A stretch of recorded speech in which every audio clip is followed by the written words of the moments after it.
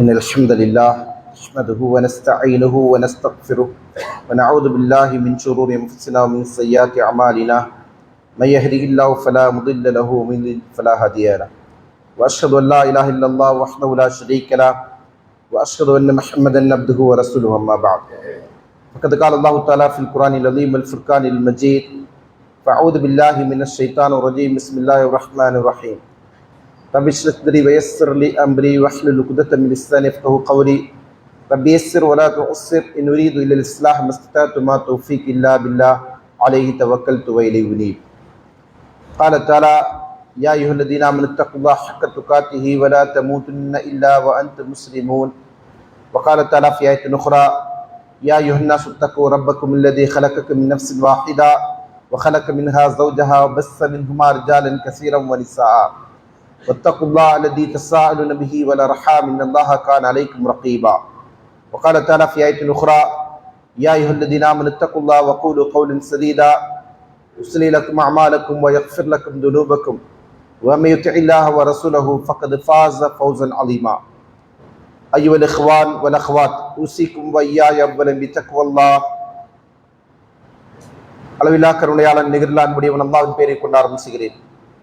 அல்லாஹ்வின் சாந்தியும் சமாதானம் நபிகள் நாயகம் ஸல்லல்லாஹு அலைஹி வஸல்லம் அவர்கள் மீதும் அவர்களுடைய வழிமுறையை பின்பற்றி வாழ்ந்த உத்தம சஹாபாக்கள் தாபீன்கள் தபா தாபீன்கள் ஐம்மாக்கள் இன்னும் நல்லடியார் அனைவர் மீதும் குறிப்பாக அல்லாஹ்வின் இல்லத்தில் அவர் நம் மீது கடமையாக்கியுள்ள ஜுமாவுடைய தொழுகையை நிறைவேற்றுவதற்காக வேண்டி அல்லாஹ்வின் தூதர் அவர்கள் காண்பித்த வழிமுறை பிரகாரம் ஜுமாவிற்கு உரிய நேரத்தில் இங்கே ஒன்று கூடியிருக்கின்ற நம் அனைவர் மீதும் அல்ல ரஹ்மான் அல்லாஹ்வின் கருணையும் கிருபையும் நிலவட்டும் என்கிற பிரார்த்தனையோடு இந்த ஜுமாவுடைய முதலாம் முறையை ஆரம்பிச்சுகிறேன். அன்புக்குரிய தர்மி சகோதரர்களே, பெரியவர்களே, சகோதரிகளே, தாய்மார்களே, நாம் வாழ்ந்து கொண்டிருக்கின்ற இந்த உலகம் விளம்பர உலகம். எதை எடுத்துக்கொண்டாலும் விளம்பரம் செய்ய வேண்டும் என்கிற ஒரு எண்ணம் மக்களிடத்தில் ஆழமாக குடியேறி இருக்கின்றது. விளம்பரத்தை பொறுத்தவரையில் பொருளாதாரம் செய்து கொடுத்து விளம்பரம் செய்கின்ற பெய்டு விளம்பரம் என்று சொல்லுவாங்க. அதற்கு பெய்ட் ப்ரொமோஷன், அதாவது விளம்பரத்திற்கென்று பொருளாதாரத்தை செலவிட்டு அதன் மூலம் விளம்பரம் செய்வது. இன்னொரு புறம் ஒரு சூழ்நிலையில் இன்னைக்கு நம்மில் அதிகமானவர்கள் வந்து விட்டார்கள். அதனால தான் நம்ம இன்னைக்கு பார்க்கிறோம், ஒரு முஸ்லிம் தன்னுடைய பொருளாதாரத்தை செலவு செய்து புகைப்படம் எடுப்பதற்கும் செல்ஃபி எடுப்பதற்கும் அல்லது மற்றவரிடத்துல தன்னுடைய புகைப்படத்தை நான் இங்கே நின்று கொண்டு துவா செய்வது போன்று இருக்கிறேன், அந்த பாவனையை என்ன செய்யுங்க, படம் எடுத்து காட்டுங்கள். எடுத்ததற்கு பிறகு அந்த படம் என்ன செய்யணும், தன்னுடைய சோசியல் மீடியாவில் தனக்கென்று இருந்து கொண்டிருக்கின்ற பேஸ்புக், ட்விட்டர் அல்லது இன்ஸ்டாகிராம் போன்ற தளங்களில் என்ன செய்யணும், பகிர வேண்டும். இப்படியான ஒரு எண்ணம் அதிகமான மக்களிடத்தில் காணப்படுது. அல்லாஹ்வின் மறுமை நம்பிக்கை கொண்டிருக்கிற ஒரு முஸ்லிமை பொறுத்தவரையில் நம்முடைய வணக்கங்கள் வழிபாடுகள் வைத்துக் கொண்டு அந்த அமலை நான் செய்கிறேன் என்கிற எண்ணத்தோடு அதை நிறைவேற்றுகிற போது நம்மிடத்தில் இஹ்லாஸ் இருக்க வேண்டும்.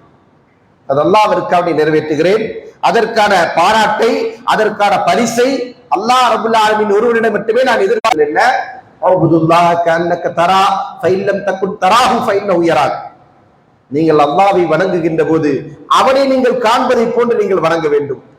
என்னை படைத்த, அகிலங்களை படைத்த ரப்புல் ஆலமீனை நான் பார்த்து கொண்டு நான் அவனை வணங்குகிறேன் என்கிற மன ஓர்மையோடு தன்னுடைய வணக்க வழிபாடுகளை நிறைவேற்றுவதற்கு பேர் தான் இஹ்சான் என்று சொன்னார்கள். இதுதான் இஹ்சானுடைய முதல் படித்தரம். அதில் இன்னொரு படித்தரம் இருக்கிறது. இன்றைக்கு நாம் அந்த படித்தரத்திற்காவது வருவதற்கு முயற்சிக்க வேண்டும். அது என்ன படித்தரம்? அல்லாஹ்வின் தூதர் ஸல்லல்லாஹு அலைஹி வஸல்லம் அமல்களை, வணக்கங்களை நிறைவேற்றுகிறேன் என்பது. இரண்டாவது படித்தரம், என்னை அல்லாஹ் பார்த்து கொண்டிருக்கிறார். இந்த நிலை என்றைக்குமே மாறாது. முதல் நிலை வேண்டுமானால் ஆளுக்கு ஆளு மாறுபடலாம், ஆனால் இரண்டாவது நிலை ஒரு காலம் மாறாது. அது அவன் அல்லாஹ்வை நம்பிக்கை கொண்டு அமல்களை நிறைவேற்றினாலும் சரி, அல்லாஹ்விடத்தில் நற்கூலி எதிர்பார்த்து அவன் அவனுடைய வணக்க வழிபாடுகளை நிறைவேற்றினாலும் சரி, அல்லாஹ்விடம் எதிர்பார்க்காமல் உலகத்தை குறிக்கோளாக கொண்டு இங்கே கிடைக்கின்ற பாராட்டை நோக்கம் என்ன, நோக்கம் ஒன்றுதான். அப்படியானால் நம்முடைய இபாதத்துகளை நாம் இன்றைக்கு இருக்கிறோம் இப்படி விளம்பர மோகத்தினால் பாழ்படுத்திக் கொண்டிருக்கிறோம் என்பதை நாம் சிந்திக்க கடமைப்பட்டிருக்கிறோம். இமாம் அபு ஹாசிம் ரஹ்மத்துல்லாஹி சொன்னார்கள், உக்தும் ஹஸனாத்திக அஷத்து மிம்மா தக்துபு செய்யாத்திக். தன்னிடத்தில் இருக்கின்ற குறைகளை, தன்னுடைய தவறுகளை வெளிப்படுத்துவதற்கு முயற்சிக்கவே மாட்டான். முடிந்த அளவிற்கு அதை மறைப்பதற்கு அவன் முயற்சிப்பான். அதை சொல்லிட்டு சொன்னாங்க, நீ எப்படி உன்னுடைய தீமைகளை மறைப்பாயோ அதை விட கடினமாக என்ன செய், உன்னுடைய நன்மைகளை நீ மறைத்துக்கொள். சுப்ஹானல்லாஹ். எதை மறைக்கிறோம்? நம்ம நன்மையை மறைத்துக் கொள்ள வேண்டும், பிறருடைய நன்மதிப்பை பெற வேண்டும் என்கிற நோக்கத்தில் நாம் செய்யக்கூடிய அமல்கள் அது அல்லாஹ்விற்கு தேவையற்றது. அல்லாஹ்வின் தூதர் ஸல்லல்லாஹு அலைஹி வஸல்லம் அவர்கள் அல்லாஹ் சொன்னதாக சொல்லி காட்டுகிறார், மன் அமில அமலன் அஷ்ரக மாஇ கைரி தரக்துஹு வ ஷிர்கஹு. அல்லாஹ் சொல்லுவார், அல்லாஹ் சொல்லுகிறார், என்ன சொல்லுவார்? யார் ஒரு அமலை செய்து அந்த அமலில் என்னோடு வேறொருவரை பங்குதாரர் ஆக்குகிறாரோ, அப்படியானால் அந்த அமலை அல்லாஹ்விற்கு அவனையும் செய்கிறான், அதே நேரத்தில் என்ன செய்கிறான், பிற மனிதர்கள் தன்னுடைய அமலை பாராட்ட வேண்டும், தன்னை புகழ வேண்டும் என்கிற நோக்கத்தில் பிறரிடமிருந்து கிடைக்கக்கூடிய வெகுமதியை எதிர்பார்த்து கொண்டு செய்கிறான். அப்படி செய்யக்கூடிய அமல் தான் என்னது? அல்லாஹ்வுக்கும் அதுல பங்கு இருக்கிறது, பிறருக்கும் அதில் பங்கு சேர்த்துக் கொண்டு செய்யக்கூடிய அமல். அப்படிப்பட்ட அமலை பற்றி அல்லாஹ் என்ன சொல்லுகிறான் என்று சொன்னார், அல்லாஹ்வின் தூதர் ஸல்லல்லாஹு அலைஹி வஸல்லம் சொல்லுகிறாங்க, தரக்துஹு வ ஷிர்கஹு, நான் அவனையும் விட்டு விடுகிறேன், அவன் எனக்கு இணை வைக்கின்ற அந்த இணை. ரியா என்றால் முகஸ்துதி, பிறர் பார்க்க வேண்டும், பிறர் பாராட்ட வேண்டும், பிறரிடத்தில் எனக்கு இதற்கான அங்கீகாரம் கிடைக்க வேண்டும் என்கிற நோக்கத்தில் நாம் செய்யக்கூடிய அமல். அப்படியான அமல்கள் அல்லாஹ்விற்கு தேவையற்றது. அப்படியான அமல்களை செய்து நாம் அல்லாஹ்விடத்தில் எந்த மதிப்பையும் நன்மதிப்பையும் எந்த நன்மையும் பெறப்போவதில்லை என்பதைத்தான் அல்லாஹ் நமக்கு சொல்லுகிறான். அல்லாஹ் தஆலா நயவஞ்சகர்கள் என்கிற ஒரு கூட்டத்தை பற்றி அல் குர்ஆனிலே சொல்லுகிற போது சொல்கிறார், இந்த அல்லாஹ் யார் என்பதை அறியாதவனால் இப்படிப்பட்ட எண்ணத்தில் உந்தப்பட்டு ஷைத்தான் அவனை என்ன செய்வான், இது போன்று வழிகெடுப்பான். நீ அல்லாஹ்வை ஏமாற்றி விடு. நவுதுபில்லாஹ். அல்லாஹ் ஒருவனால் ஏமாற்ற முடியுமா? மனிதனுடைய எண்ண ஓட்டங்களை மனிதனை படைத்தவன், மனித எண்ண ஓட்டங்களை அறிந்தவன், நாம் படைப்பதற்கு முன்பாகவே நாம் என்னவாக போகிறோம் என்பதை பற்றி அறிவுடையவன் தான் நம்மை படைத்த ரப்புல் ஆலமீன். அப்படி இருக்கிற ரப்பை ஏமாற்றுவதற்கு முனைகின்ற இந்த நயவஞ்சக குற்றம் என்ன செய்றாங்க, அல்லாஹ்வை ஏமாற்றுவதற்கு முயற்சிக்கிறார்கள். எப்படி ஏமாற்றுறாங்க? வணக்கங்களை செய்வதாக காட்டிக்கொண்டு ஏமாற்றுகிறார்கள், நம்பிக்கை கொண்டிருப்பதாக நடித்துக் கொண்டு ஏமாற்றுகிறார்கள். அதனால தான் அல்லாஹ் சொல்கிறான், அவன் அவர்களை ஏற்கனவே ஏமாற்றி விட்டான், அவர்களை ஏமாற்றத்தில் அல்லாஹ் ஆழ்த்தி விட்டான் என்று சொல்லிவிட்டு சொல்லுகிறான், இதா காமு இல ஸலாத்தி காமு குஸாலா, அவர்கள் தொழுகைக்காக நின்றார்கள் சொன்னா சோம்பேறிகளாக நிற்பார்கள். தொழுகைக்கு எப்படி நிற்பாங்க? அவங்க தொழுகையில் ஆர்வத்தோடு வரமாட்டார்கள். இது என் மீது அல்லாஹ் சுமத்திருக்கின்ற கடமை, இதை நான் அலட்சியம் செய்யக்கூடாது, இந்த கடமையை நான் உதாசீனம் செய்தோமையானால் ரப்புல் ஆலமீனிடத்தில் நான் அதற்கு பதில் சொல்ல வேண்டும். என்னுடைய மரணத்திற்கு பிறகுள்ள வாழ்க்கை, மறுமை வாழ்க்கையில் முதலாவது நான் விசாரிக்கப்படுகிற விசாரணை அவ்வளவு யுஹாஸபு பில் அப்தி யௌமல் கியாமா அனிஸ் ஸலாத். ரசூலுல்லாஹி சொன்னார்கள், ஒரு அடியான் நாளை மறுமையில் முதலாவது விசாரிக்கப்படுவது அவருடைய தொழுகை குறித்துதான். ஃபைதா ஸலஹத் ஃபகத் அஃப்லஹ் வ அன்ஜஹ். யாருடைய தொழுகை சீராகிவிட்டதோ, அதற்கான கேள்வி பதிலை ஒருவனால் சரியான பதில் சொல்ல முடியுது என்று சொன்னால் அவன் வெற்றி அடைந்து விட்டான், அவன் ஈடேற்றம் பெற்று விட்டான். யாருக்கு அதற்கான பதிலை சரியான முறையில் சமர்ப்பிக்க முடியவில்லையோ அவன் எழுது அவன் மிகப்பெரிய நஷ்டத்தை சந்திக்கக்கூடியவனா மாறிவிடுகிறான் என்று அல்லாஹ்வின் தூதர் ஸல்லல்லாஹு அலைஹி வஸல்லம் சொல்கிறார்கள். வெறும் சோம்பேறிகள் அல்ல அவர்கள். எதற்காக அந்த சோம்பேறித்தனம் என்று சொன்னால் மக்களுக்கு காட்டுவதற்காக அவர்கள் தொழுகிறார்கள், அல்லாஹ்வுக்கு வேண்டி தொழுகிறார்.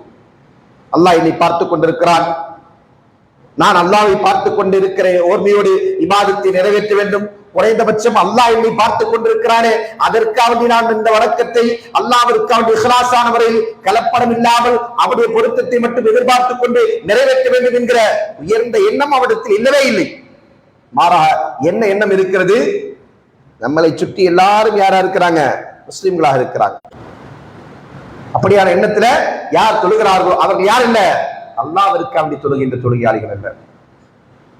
அல்லாஹ்விற்காக தொழுகின்ற தொழுகையாளிகளாக இருந்தால் அவர்கள் வாரத்தில் ஒரு நாள், வருடத்தில் ஒரு நாள் அல்லது ஏதோ சில நேரங்களில் மட்டும் தொழக்கூடியவர்களாக நிச்சயமா இருக்க மாட்டார்கள்.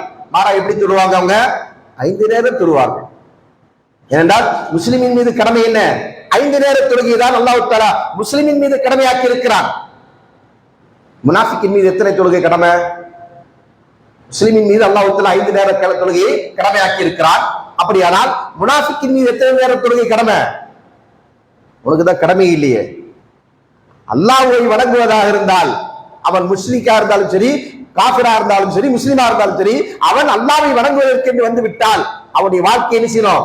அதற்கு பிறகு அல்லாஹ் வரையறுத்த அடிப்படையில் இருக்க வேண்டும், அல்லாஹ் கட்டளையிட்டதன் அடிப்படையில் இருக்க வேண்டும். அப்படி இருக்கிற போது அவன் 5 நேரம் தான் தொழுதாக வேண்டும். 4 நேரம் தொழுக முடியாது, 3 நேரம் தொழ முடியாது. அல்லது தொழுகைக்கு வந்து விட்டு அதில் அவன் என்ன செய்ய போக முடியாது, அசட்டையா பொடுபோக்குத்தனமா இருக்க முடியாது. அப்படி இருக்கின்றவர்கள் யாரு? அல்லாஹ் சொல்லுகிறான், நயவஞ்சகர்கள். அல்லாஹ் பாதுகாக்க வேண்டும். அன்பானவர்களே, இந்த நயவஞ்சகத்தனம் இன்னைக்கு நாம் அறியாமலே நம்மிடத்தில் குடிகொள்கிறது. எப்படி குடிகொள்கிறது? நாம் நினைக்கிறோம் நம்முடைய அமல்களை விளம்பரப்படுத்துவதன் மூலமா. அதனால அல்லாஹ் சொல்கிறான், வலா யதுகுருனல்லாஹ் இல்லா கலீலா. அவர்கள் அல்லாஹ்வை மிக சொற்பமாக நினைவு கூறுவார்கள். அல்லாஹ்வை பற்றிய நினைவு தன்னுடைய வணக்கத்தில், தன்னுடைய வழிபாட்டில் அற்பமாக சொற்பமாகத்தான் இருக்குமே தவிர உலகத்தை பற்றிய சிந்தனை, உலகத்தை பற்றிய ஆசைகள், உலகத்திலே கிடைக்கக்கூடிய பாராட்டுகள், பரிசுகள், இது அவருடைய எண்ணத்தை அதிகமா ஆக்கிரமித்துக் கொண்டிருக்கும் என்பதாக நினைச்சாங்க. அல்லாஹ் தஆலா அவர்களை பற்றி சொல்லி காட்டுகிறார். அப்படி இல்லாமல் நம்முடைய வணக்கங்கள், நம்முடைய வழிபாடுகள் அல்லாஹ்விற்கு அவருடைய இஹ்லாஸான முறையில் அமைத்துக் கொள்கிறோம் என்று சொன்னால் அந்த இபாதத்துகளை நாம் கலப்படம் இல்லாமல் அல்லாஹ்விற்கு அப்படி நிறைவேற்ற வேண்டும். அந்த இபாதத்துகளை நாம் முடிந்த அளவிற்கு மறைமுகமா செய்ய வேண்டும். அதிலும் குறிப்பாக நாம் செய்கிற பிரார்த்தனைகள், அல்லாஹ் தஆலா சொல்கிறான், உது ரப்பக்கும் தலர்ருவன் வ குஃபியத்தன். உங்களுடைய பிரார்த்தனைகளை நீங்கள் செய்ய மறைமுகமாகவும் பணிவாகவும் நீங்கள் கேளுங்கள்.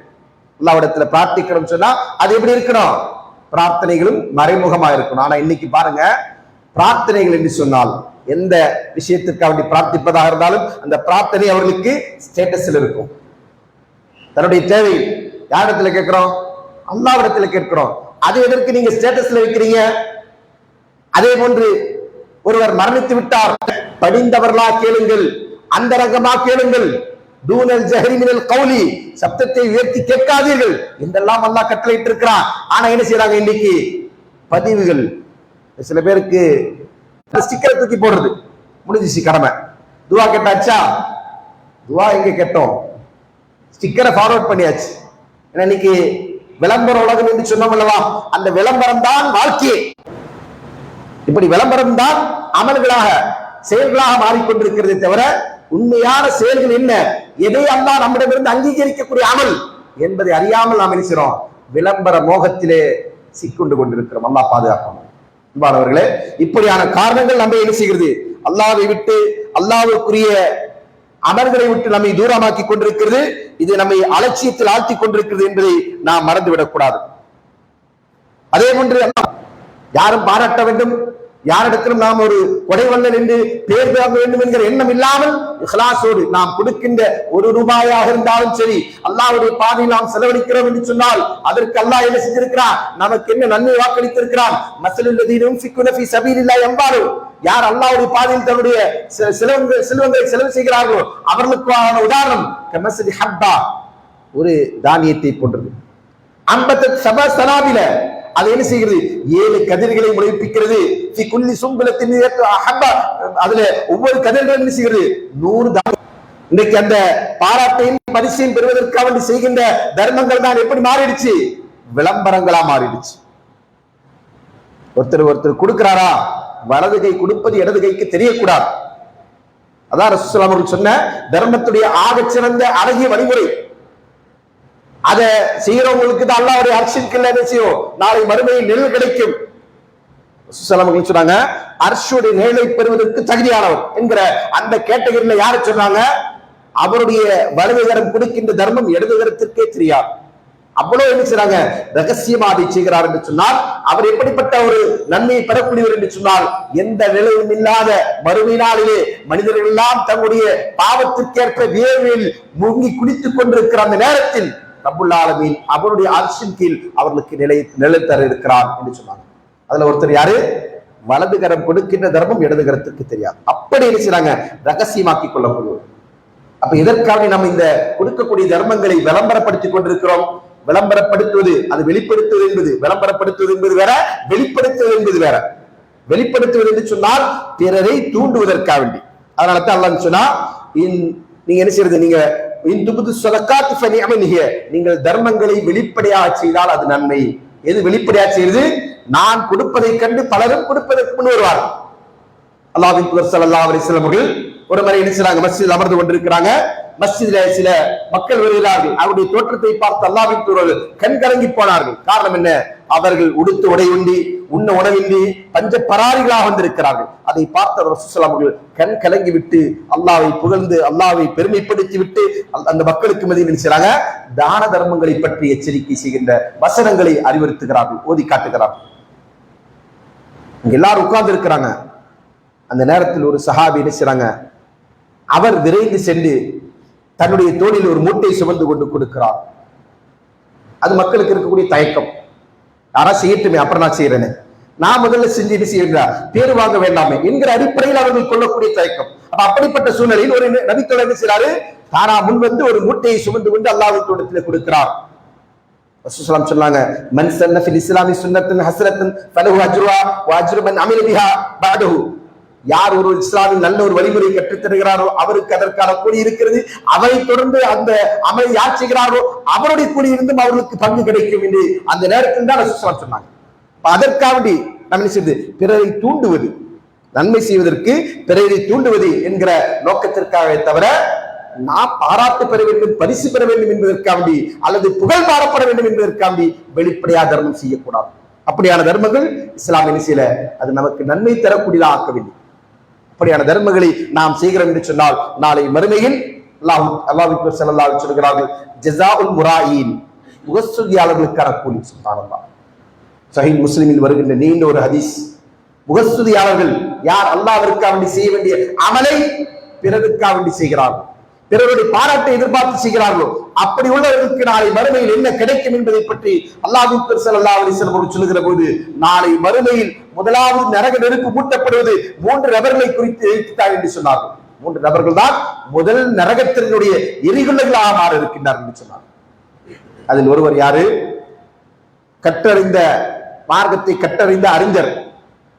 அந்த அறிஞர் என்ன செய்றாங்க, தன்னுடைய அறிவை மக்கள் வெச்ச வேண்டும் என்பதற்காக வேண்டி, தான் கற்றிருக்கிற கல்வியை கொண்டு மக்களுக்கு பேர் வாங்க வேண்டும் என்பதற்காக அந்த கல்வியை விளம்பரப்படுத்திக் கொண்டிருக்கிறார்.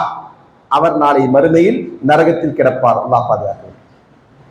இரண்டாவது ஒரு நபர் அல்லாஹ்வின் தூதர் ஸல்லல்லாஹு அலைஹி சொல்கிறார்கள், அல்லாஹ்வுடைய பாதையில் தன்னுடைய உயிரை தியாகம் செய்து உடலை சல்லடை ஆக்கிய மனிதன், அல்லாஹ்வுடைய மார்க்கத்திற்காக வேண்டி தன்னை முஜாஹிதாக வீரனாக காட்டிக்கொண்டு போருக்கு சென்று அந்த போரில் தன்னுடைய உயிரை நீர்த்த அந்த மனிதன் உயிர் இழந்து விட்டார். அப்படியானவர் நாளை மறுமையில் அழைத்து வரப்படுகிறார். மூன்றாவதாக அல்லாஹ்வின் தூதர் ஸல்லல்லாஹு அலைஹி சொல்கிறார்கள், பெரும் கொடை வள்ளல். தன்னிடத்தில் இருக்கக்கூடிய செல்வத்தை இணைச்சாங்க வாரி வாரி இழைத்துக் கொண்டிருக்கிறார். கொடுத்து சிவந்த கை என்று சொல்லுவாங்க இல்லையா, மக்களுக்கு இருக்கிறாங்க தர்மங்களை கேட்டு வர்றவங்களுக்கு எடுத்து கொடுப்பாரு. கொடுப்பது எதற்காண்டி? மார்க்கம் மேலோங்க வேண்டும், அல்லாஹ்விடத்தில் மறுமையில் இதற்கான கூலி கிடைக்க வேண்டும் என்கிற நோக்கத்தில் அந்த ஆற்றலை இந்த உலகத்தில் அவர் செலவு செய்கிறார்.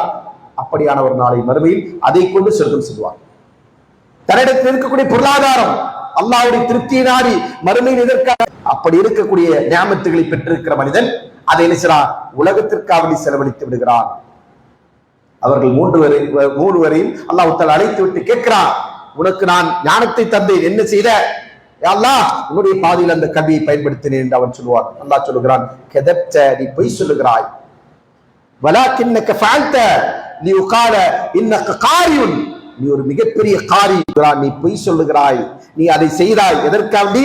நீ ஒரு கொடைவள்ளல் என்கிற பாராட்டை பெறுவதற்காண்டி. அது உனக்கு கிடைத்து விட்டது. உலகத்திலேயே அந்த பாராட்டை வந்துருச்சு, முடிஞ்சு போச்சு. இங்க எதுவுமே உனக்கு நசீப் இல்லை என்று அல்லாஹ் அவனையும் நரகத்திலே தூக்கி எறிகிறான்.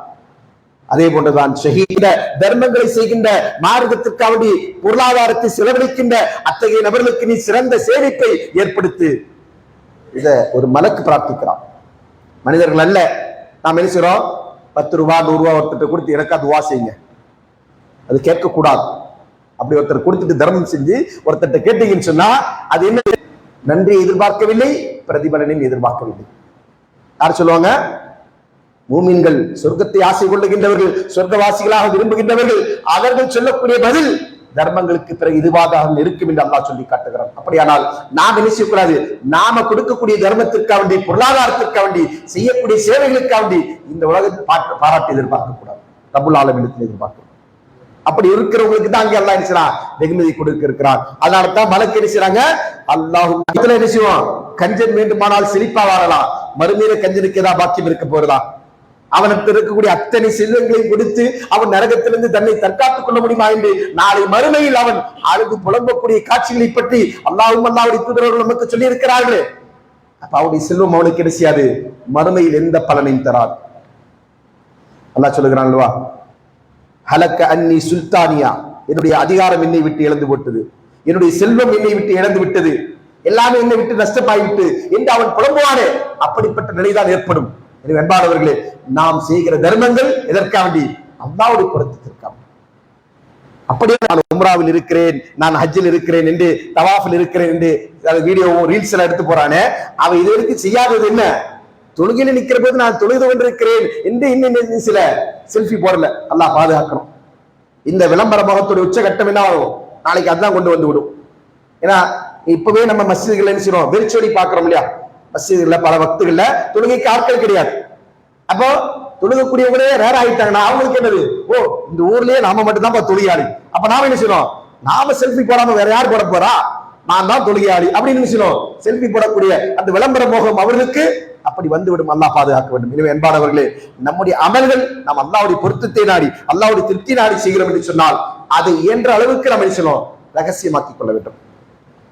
அஸ்ர் ரலியல்லாஹு அன்ஹு அவர்களை பற்றி சொல்லப்படுகிற ஒரு செய்தி, அவர்கள் தம்முடைய செல்வத்திலிருந்து பெரும்பகுதியை என்ன செய்வாங்க, ஏழைகளுக்கு தர்மமா செய்வார்கள்.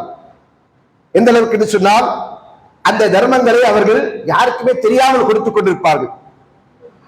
வாங்கக்கூடிய ஏழைகள் என்ன செய்ய மாட்டாங்க, யார் தனக்கு தர்மம் தருகிறார் என்று தெரியாது. ஏன்னா இரவுல நடக்கும் இந்த தர்மங்கள் எல்லாம் என்ன செய்வாங்க, இரவுல போய் கொடுத்துட்டு போயிடுவார். ஒரு காலத்துல அவர்கள் கிடைக்கல, தனக்கு அந்த தர்மம் வரவில்லை என்று சொன்ன போது அப்ப அவங்க உணர்றாங்க, இவர் தான் நமக்கு இவ்வளவு நாள் கொடுத்துக் கொண்டிருந்த மனிதரா என்று. சுப்ஹானல்லாஹ். பாருங்க, வாழ்நாள் முழுக்க தர்மம் செய்கிறார்கள், ஆனா அந்த தர்மத்தை என்ன செய்றாங்க, மக்களுக்கு யாருக்குமே தெரியாமல் ரகசியமா மறைத்து வைத்துக் கொண்டு செய்கிறார். நாம் என்ன செய்யறோம், மறைமுகமாக்கிக் கொள்ள வேண்டும். நாம் செய்கின்ற அமல்கள் ரொம்ப சொற்பமானது, அற்பமானது என்பதை நாம் நினைவில் கொள்ள வேண்டும். என்றால் சஹாபாக்களை போன்று அல்லாஹ்வுடைய மார்க்கத்திற்காக வேண்டி நம்முடைய எல்லா பொருளாதாரத்தையும் நாம் மாறு உழைத்து விட்டோமா என்றால் இல்ல. அல்லாஹ்விற்காக வேண்டி, அல்லாஹ்வுடைய மார்க்கத்திற்காக வேண்டி நம்முடைய உயிர்களை, நம்முடைய உடைமைகளை அல்லாஹ்வுடைய பாதையில் செலவிட்டு இருக்கிறோமா என்றால் அதுவும் இல்லை. நாம செய்யக்கூடியது என்ன, ரொம்ப அற்பமானது. அதையும் கூட நாம் செய்யறோம் இந்த விளம்பர முகத்தினால பால்படுத்திக் கொண்டிருக்கிறோம். அப்படியான சூழ்ச்சியிலிருந்து நாம் உணர்ந்து கொள்ள வேண்டும். இது நம்மை ஷைத்தான் நம்முடைய அமல்களை பாழாக்கி நம்மை நாளை மறுமையில் நஷ்டவாதி ஆக்குவதற்காக அவன் செய்கின்ற திட்டம் என்பதை உணர்ந்து கொண்டு அப்படிப்பட்ட சூழ்ச்சியிலிருந்து நாம் நம்மை பாதுகாத்துக் கொள்ள வேண்டும். அல்லாஹ் நமக்கும் உங்களுக்கும் நம் அனைவருக்கும் அதற்குரிய நல்ல ஒரு தௌஃபீக்கினை வழங்கட்டும் என்கிற பிரார்த்தனையோடு இந்த ஜும்மாவுடைய முதலாம் முறை நிறைவு செய்கிறேன். அக்குலி கௌலி ஹாதா அஸ்தக்ஃபிருல்லாஹ் லி வ லக்கும் வஸ்தக்ஃபிருல்லாஹ் லில் முஸ்லிமீன்.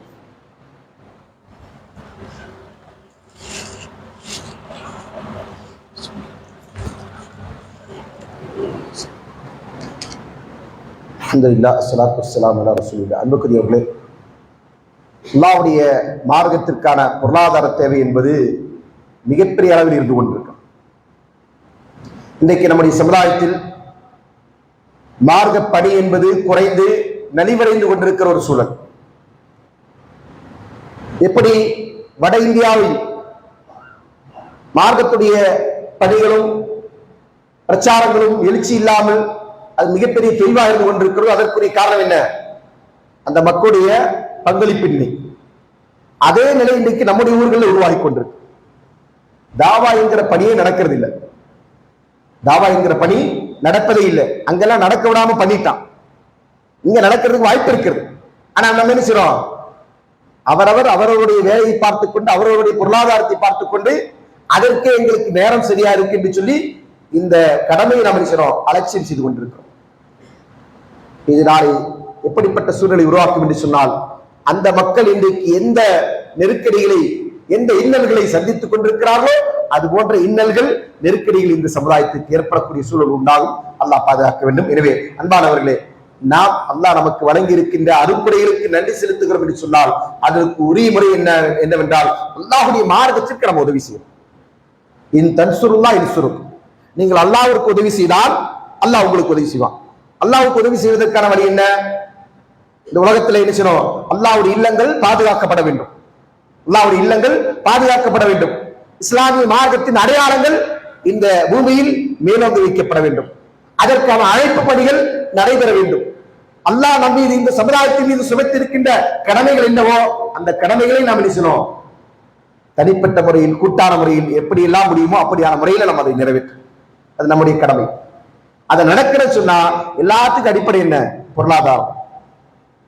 நம்முடைய மஸ்ஜிதுடைய நிர்வாகி சொன்னாங்க, இந்த மஸ்ஜிதிற்கு வருகின்ற வருமானம் எப்படின்னு சொன்னா, மஸ்ஜிதில் பணிபுரிகின்ற பணியா நம்முடைய கடமை. அதை நம்ம செய்யாமல் போனால் இந்த அமல் இங்கே பாழாகிவிடும். அதற்கான குற்றவாளிகள் நம்ம அத்தனை பேர் தான். அன்பானவர்களே, நம்முடைய வீட்டுக்கு எவ்வளவு செலவு தேவை இருக்கு? ஒரு மாதம் நம்முடைய வீட்டை கடத்தணும் சொன்னா, வீட்டுடைய தேவைகளை நம்ம நிறைவேற்றணும் சொன்னா இவ்வளவு பொருளாதாரம் தேவைப்படுகிறது. கரண்ட் பில் எவ்வளவு ஆகுது, மெயின்டெனன்ஸ் எவ்வளவு தேவைப்படுது, நம்முடைய வாழ்வாதாரத்திற்கான தேவைகள் இருந்து கொண்டிருக்கிறது. இதெல்லாம் நம்ம எண்ணி பார்த்து அதற்காக ஓடி உழைத்துக் கொண்டிருக்கிறதே அல்லாஹ்வுடைய இல்லம். இதற்கு யார் தருவா? இதை பராமரிக்கிறது யாரோட கடமை? பராமரிப்பது சொன்னால் இரண்டு வகையான பராமரிப்பு. ஒன்று நிர்வாகம் என்கிற அந்த அடிப்படையிலான பராமரிப்பு. இன்னொன்று இந்த நிர்வாகத்தினுடைய தேவைகளை நிறைவேற்றக்கூடிய விதத்திலான பராமரிப்பு. அதை பொருளாதாரத்தை கொண்டுதான் நிறைவேறும். இந்த பொருளாதாரத்தை நம்ம கொடுக்கிறது முன்னுறோமா? எப்படி இருக்குன்னு சொன்னா, நான் பலமுறை இதை என்ன செஞ்சிருக்கிறேன், ஒரு இழிவான விஷயமாவே கருதி இருக்கிறேன். என்னென்றால், மஸ்ஜிதிற்கு நீங்கள் பொருளாதாரத்தை தாருங்கள் என்று கேட்பது இழுக்கான விஷயம். ஏன்? நமக்கு கடமை. இது என்னது? நமக்கு கடமை. நம்மிடத்துல யாசிக்க வேண்டிய தேவையுள்ள விஷயம் அல்ல. அல்லாஹ்வின் தூதர் ஸல்லல்லாஹு அலைஹி வஸல்லம் காலகட்டத்தில் அப்படித்தான் இந்த மார்க்கப்படி நடந்ததா? ஒரு அறிவிப்பு செஞ்சா மக்கள் கொண்டு வந்து கொட்டுவாங்க இல்லையா? என்ன இருக்க எல்லாமே கொண்டு வந்து அல்லாஹ்வுடைய பாதையில் இருந்து கொடுப்பதற்கு முன்வந்தார்களே, அந்த நிலை இன்றைக்கு நமக்கு மத்தியில் இல்லையே. ஏன் இல்லை? அன்பானவர்களே, நாம் இது போன்று செய்யக்கூடிய செலவினங்களுக்கு தான் அல்லாஹ் நமக்கு பிரார்த்தனை, மலாய்க்காவை கொண்டு பிரார்த்தனை செய்கிறான். மலக்குடைய துவா நமக்கு கிடைக்கும், அல்லாஹ்வுடைய அருள் நமக்கு கிடைக்கும், நம்முடைய பொருளாதாரத்தில் பரக்கத்துண்டாகும். அப்படிப்பட்ட நிலையை அடைந்து கொள்வதற்காக இது போன்ற தேவைகளை நாம் என்ன செய்யணும்? நாம முன்வந்து கொடுக்க வேண்டும். மாதந்தோறும் என்ன செய்யணும்? வீட்டுக்கு வாடகை கொடுக்கணும், நம்ம கொடுத்துருவோம் இல்லையா? யாராவது வந்து கேட்கணும் நிற்போமா? கரண்ட் பில்லு கட்டணும்னா நம்மளா போய் கட்டிடுவோமா இல்லையா? போனுக்கு பில்லு மாதந்தோறும் என்ன ஆகுது? ரீசார்ஜ் பண்ணணும். அதை என்ன செய்யணும்? யாராவது வந்து கட்டட்டும் அப்படின்னு சொல்லி நம்ம கேட்கட்டும் நிற்போமா? இல்லையே. அதெல்லாம் நாமளே செய்யறோமே. இது இல்லாம நம்முடைய உலகியல் தேவை. இதற்காக நம்ம செய்யக்கூடிய செலவினங்கள் எல்லாம் துனியாவோடு முடிந்து விடுகிறது. அல்லாஹ்வுடைய இல்லத்துக்கு நம்ம செலவு செய்யறோம்னு சொன்னா அதுதான் நம்ம மறுமைக்காக வேண்டி நாம் சேமிக்கின்ற செல்வம். அதுதான் அல்லாஹ்விடத்தில் நமக்கு கிடைக்கக்கூடிய நற்கூலி. அப்ப அதை அறிந்து கொண்டிருக்கிற நாம் என்ன செய்யணும்? இங்க இருக்கக்கூடிய இந்த பகுதியில் இருக்கக்கூடிய ஒவ்வொரு முஸ்லீமும், இந்த பள்ளியிலே வந்து தொழுகின்ற அத்தனை முஸ்லீம்களும் நம்முடைய பங்காக என்ன செய்யணும்? பெரும் பொருளாதாரத்தை. அப்படி இருந்தது சொன்னால் பணிகள் இன்னும் செழிப்பாக சிறப்பாக நடக்கும். இங்க நடந்து கொண்டிருக்கிற பணிகள் என்னென்று உங்களுக்கு எல்லாருக்கும் தெரியும். அதை தாண்டி இன்னும் நினைச்சலாம் அதிகமான பணிகளை வீரியப்படுத்துவதற்கு, இன்னும் உத்வேகத்தோடு செய்வதற்கு அது தூண்டுகோலாமை. எனவே அன்பானவர்களே, நம்மால் எந்த பொருளாதாரத்தை அல்லாஹ்வுடைய இல்லத்திற்கு வேண்டி செலவு செய்யுங்கள். அது அல்லாஹ் நமக்கு திருப்பி தர இருக்கின்ற செல்வம் என்பதை நினைவில் கொண்டு அதற்கான அருளை அல்லாஹ்விடத்தில் எதிர்பார்த்து அதையும் கூட என்ன செய்யுங்க? மறைமுகமா பேருக்காவடி இல்லாமல் அல்லாஹ்விடத்தில் கிடைக்கக்கூடிய நன்மைக்காவடி செய்ய வேண்டும். அல்லாஹ் தகிய நல்லதொரு வாய்ப்பினை நம் அனைவருக்கும் வழங்கட்டும் என்கிற பிரார்த்தனை நிறைவேறுகிறேன். அல்லாஹ் யபுர் வைசான் வைத்தாய் வல் குர்பா வைன்ஹானி ஃபஷாவில் முன்கர் வல் பஇ அல்லக்கும் லஅல்லக்கும் ததக்கரும் வலதிக்ரும் யக்பல் அல்லாஹு இலும் தஸ்ஸலூன்.